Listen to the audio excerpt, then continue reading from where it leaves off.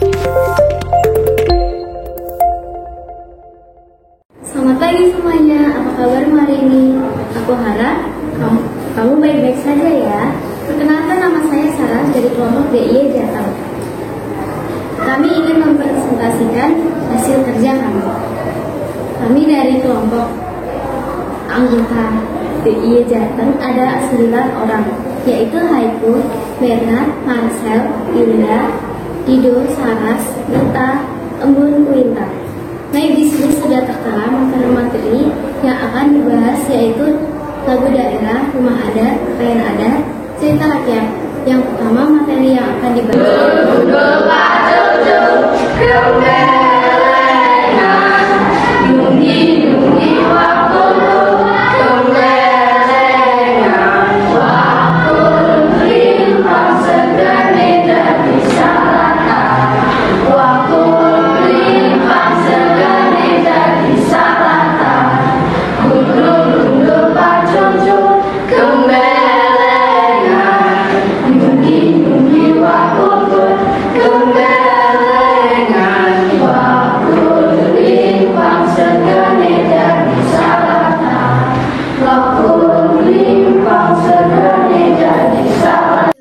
Lirik lagu Gundul Pacul itu juga mengingatkan para pemimpin dari tingkat terendah hingga tertinggi agar tetap rendah hati, tidak semena-mena dan berbuat semaunya sendiri.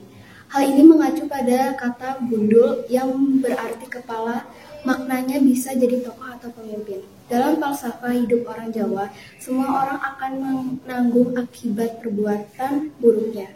Hal itu dicerminkan dalam bait terakhir lirik lagu Gundul Pacul. Gara-gara si gundul itu sombong, bakul yang dijunjungnya jatuh terguling. Akibatnya nasi di dalam bakul itu tumpah hingga memenuhi halaman.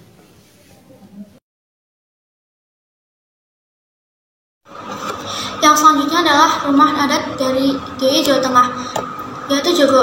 Hakikatnya Jogo adalah sebutan bagi rumah adat Jawa Tengah. Bangunan ini menarik dikaji, baik itu dari segi historis maupun arsitekturnya yang syarat dengan nilai filosofis khas Jawa. Bagian-bagian dari rumah adat Jogo yang pertama adalah pendopo. Penggunaan pendopo untuk pertemuan dan acara penting. Peringgitan. Orang peringgitan untuk jalan masuk ke rumah. Yang ketiga, dalem. Dalem adalah tempat tinggal. Yang terakhir yaitu gondok. Gondok adalah tempat untuk melakukan aktivitas domestik. Gagrak. Busana adat gagrak Yogyakarta adalah busana adat dinas tradisional Yogyakarta yang ditujukan kepada para pegawai di lingkungan pemerintahan Kota Yogyakarta dan seluruh peserta didik yang ada di wilayah Yogyakarta. Busana adat ini menjadi ciri warisan leluhur bumi Mataram. Dan selanjutnya adalah surjan. Surjan adalah busana atas resmi adat Jawa untuk pria. Penggunaan surjan terbatas untuk wilayah Yogyakarta. Bahan dasar surjan adalah lurik. Meskipun dapat pula bahan bermotif kembang-kembang. Selanjutnya kebaya. Kebaya adalah busana atas resmi adat Jawa untuk wanita. Kebaya bermotif polos dan lurik. Adalah bagian-bagian pakaian adat Yogyakarta.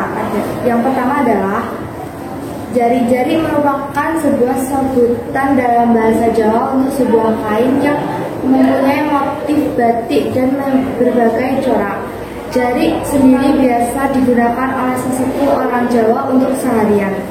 Jari mempunyai beberapa fungsi seperti sebagai gambaran tingkat hidup dan status sosial. Belangkon. Belangkon adalah penutup atau ikat kepala lelaki dalam tradisi busana adat Jawa. Umumnya terbuat dari jalinan kain polos atau bermotif hias. Kain tersebut dilipat, dililit, dan dijahit sehingga berbentuk mirip topi yang dapat dikenakan langsung. Selanjutnya cerita rakyat Roro Jonggrang. Pada zaman dahulu ada kerajaan bernama Prambanan. Di kerajaan tersebut ada raja dan putri yang cantik jelita yang bernama Prabu Baka dan Roro Jonggrang. Pada suatu hari kerajaan Prambanan diserang oleh kerajaan Pengging dan Raja Prabu Baka terbunuh di medan perang. Yang mengalahkan Prabu Baka adalah Bandung Bondowoso. Setelah mengalahkan kerajaan Prambanan, Bandung Bondowoso menempati Prambanan bersama putri dari Prabu Baka, yaitu Roro Jonggrang. Setelah melihat Roro Jonggrang, Bandung Bondowoso pun ingin menjadikan Roro Jonggrang menjadi istrinya, karena Roro Jonggrang mengetahui Bandung Bondowoso yang membunuh ayahnya. Ia memberikan syarat tersebut adalah ia meminta untuk dibuatkan 1000 candi dan 2 buah sumur.